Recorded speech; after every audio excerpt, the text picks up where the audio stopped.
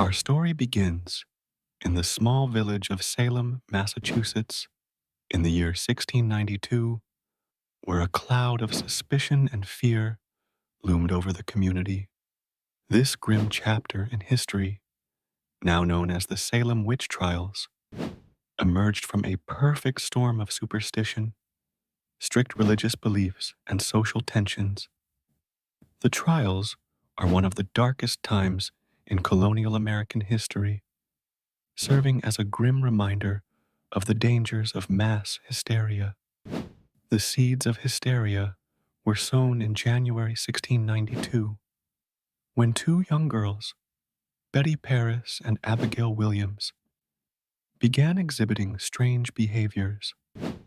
They contorted their bodies into unnatural positions, spoke in tongues, and hurled accusations of witchcraft against neighbors and friends. These alarming symptoms puzzled the villagers and led the local doctor to label the cause as the evil hand of witchcraft. Around the same time, Salem was a place of religious fervor and strict puritanical rule, where the fear of the devil was ever present. The Puritans believed that their community was a city on a hill, modeled after their religious ideals, and any deviation posed a threat to their divine mission. Into this pressure cooker of fear and suspicion stepped the girls' accusations, which set off a wave of panic through the village. The initial claims quickly snowballed, fueling a frenzy that drew in more and more suspects. Neighbors turned on each other. Grudging family histories were dredged up as evidence, and social outcasts were targeted. Even respected community members were not immune to the accusations. The atmosphere of dread was compounded by the fact that the court proceedings relied heavily on spectral evidence, in which the accusers claimed to see the specters or spirits of the accused committing malevolent acts. In the space of a few months, over 200 people were accused and jailed. 19 were hanged, and one, Giles Corey, was pressed to death under heavy stones for refusing to plead.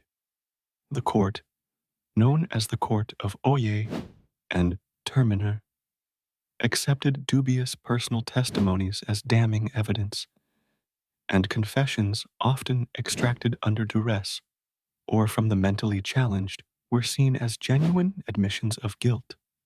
Today, the trials serve as a powerful, cautionary tale about the catastrophic results when irrational fear and unchecked authority intersect.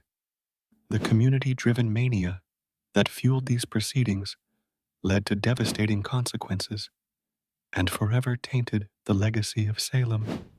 Once the hysteria subsided, remorse slowly seeped in. The trials were ruled unlawful, and restitutions were offered to the families of the condemned. But the scars of paranoia and misguided zeal left an indelible mark not just on Salem, but on the American consciousness as a whole. In retrospect, the Salem Witch Trials illuminate the dangers of extremism, misinformation, and the peril of allowing fear to override common sense and justice.